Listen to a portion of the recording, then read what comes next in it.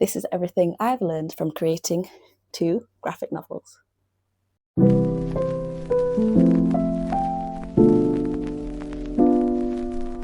Hi, welcome back to my channel. If you are new here, my name is Salomey and I'm an author illustrator based in Leeds in the UK. My debut graphic novel, Braille and Bear Once Upon a Time, was published in the UK in September 2024, and the sequel, Braille and Bear Project Fairy Tale, is out in March 2026 and it's available to pre-order now. I've been a freelance illustrator since August 2021 and I work on picture books and graphic novels, and this is everything I've learned from working on these 2 hefty, full-colour graphic novels for the past 3-4 years. Let's get into it. Number 1. Graphic novels are time-consuming. They take a lot of time and patience, and they are by no means an easy project to work through because it takes time to craft something that both you and your readers enjoy picking up to read. I started writing Braille and Bear at the end of 2020, and it took 4 years, September 2024, before the first half of the story, not even the full story, came out. And now, March 2026, the second half of the same story is coming out. So they are a long-term commitment. They're something that you don't go into blind.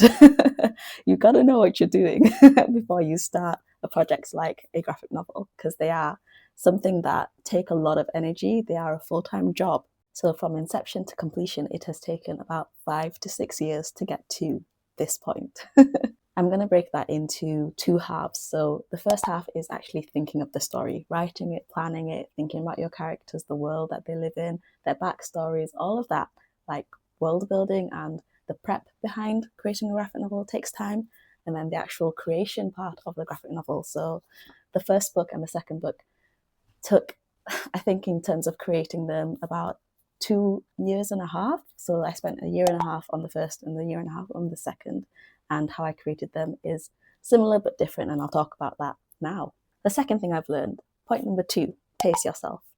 If you're going to commit to a long-term project like a graphic novel, you need a schedule. You need a schedule, you need a plan, otherwise it's gonna quickly not only take up your life, but especially if you're working to a deadline, you're not going to be able to manage your time very well, and it's going to have an impact on your health and on your life in general, because it is, like I said, a full-time job, so you've got to treat it like a full-time job. Graphic novels are like print versions of animated movies. Because they are a long-term project, you need a sustainable way of working through them so that you don't burn out. So it's a good idea, before you commit to something like a full book, to do a test run, create a sample pack of 5 or 6 pages, and figure out how long it takes you to go from script to storyboard to line art to colour, so that you can understand and be able to plan from that how long it would take you to do a couple pages in a week, and from a week to a month, what could you complete in a month. You'll be able to then treat it like a full-time job because you know how long it takes you and you can plan accordingly. And that's going to segue into our third point, which is look after your health. Working on something like this is really physically demanding because you are sitting for long periods of time. You can end up with arm and wrist ache, which I have perpetually, but I deal with it and I stretch, I exercise to be able to handle and to deal with that and to keep that away. And I know when to stop, when to down tools. It's important to understand your body and to take care of your body. Otherwise, you're not going to be able to do this sustainably and create something over and over and over again. Work on this as a long-time job. You need to take care of yourself.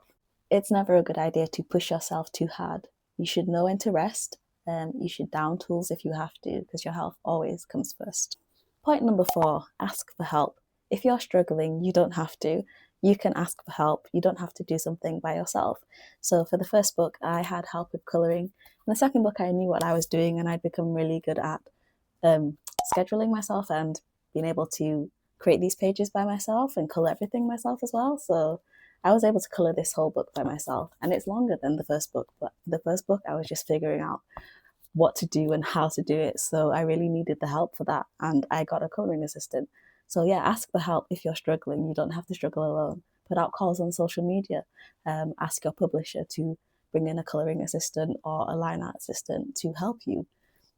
Point number 5, graphic novels are flexible. They're flexible projects and you have to learn to trust the process. Things will change and that is okay. Because they are long-term projects, they are liable to change. So you probably will want to change things as you go along. the feedback that you'll get from editors will probably change what's going on in the book as well. But it's important to remember that all the feedback that you get is just to help your book be the best version of itself. So it's important to be flexible and not be too precious about your precious graphic novel, because it's going to be an amazing book, but you just need to be willing to let it breathe. So personally for me, the script is kind of like a guideline rather than a hard and fast must be stuck to script. I treat it as a guideline because I kind of had a general idea of what I want to happen in that space right at that moment, but when the characters are actually in on the paper, characters have a funny way of talking to you, so they kind of tell you what they want to do or what they want to actually say. You know a character a bit better as you spend more time with them, so you're kind of like, actually, they probably wouldn't say that, they'd probably do this instead. So yeah, I treat script as more like a guideline than a hard and fast must be stuck to rule so that the book can be the best version of itself. And that leads us on to the next point, which is story is king. This is where flexibility comes in. It's important to make sure that you give yourself page space so that the moments that you want to have impact in the story have that impact. Try not to squeeze important moments too much. Give page space to, say there's a moment that you really want to have, it's really important that this guy has this much space on the page. If it wasn't that important, I would have squeezed it down.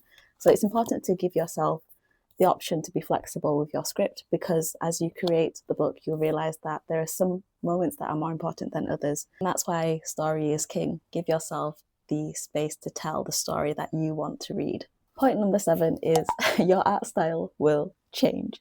It will develop as you develop, and it will grow as you grow. So be prepared for that. What you start with is not what you'll end with, and that's an amazing thing.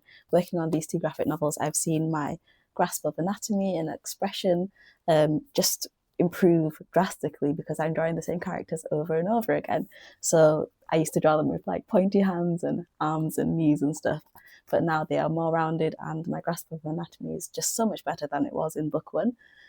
And that's just, part of the process. Not that there's anything wrong with like the art style and the way I drew in book 1, but it's just seeing that personal growth. So like the same characters, they just look more like themselves, if that makes sense. I do see a million and one things that I would change and I would gladly do over. I'm not saying that the art style was bad, but it could be better from book 1 to book 2, but that's just part of personal growth, and I'm just so pleased to be able to say that I could draw that again and draw it better. That's amazing. I've just really settled into my art style, and that is a positive side effect of working on 2 graphic novels. Point number 8, graphic novels are really fun. There is no right way to create a graphic novel because they are an extension of your personality as an author. You can be as colourful as you like, you can do it all in black and white, as monochromatic as you like. They're just an expression of who you are, so have fun with it because they are fun to work on and they are fun to create. Graphic novels are individual projects that reflect the author's personality. It's your book, so have fun with it. Bell and Bear is really colourful because that's just who I am as a person. So you're going to spend a whole year with it, so you might as well create something that you actually like creating. The next point is that graphic novels are addictive. Once you've written one, you're going to want to write another, and then another, and then another. I've written the 3rd book in this series, and the 4th one is in the works as well. So it's hard to stop writing a graphic novel, especially when you've got a world and characters that are really interesting to you. You kind of just end up developing them and developing their lives and following them through their stories. And that is basically what graphic novels are. It's following characters through their lives and through their stories. And that's so much fun. I always say a graphic novel is like a full colour manga. It doesn't matter how many books I need to tell the story, so long as the book themselves have a satisfying arc within the story. So what you start at the beginning of the book is answered at the end of the book. It doesn't matter to me personally how many books I need to tell the story of these characters and their lives, just so long as each book in itself is satisfying as a one-off to read. They're fun to write, and I don't think I'll ever get tired of writing them. So there you have it. That is what I've learned from creating my first 2 graphic novels, and probably not my last. It has been a long journey, and I'm just so proud of the 2 books that I've got out of the past 5 years of work. I'm so pleased with them, and I hope that if you pick them up, that you also enjoy them. This is the first half of the story, this is the second half of the story, but together they make one book about Brielle and Bear, their origin story. If you enjoyed this video, make sure to like, subscribe, comment, tell me what you liked about it, tell me what you want to see next, and yeah, I'll see you all around the internet very soon. Peace out, punks!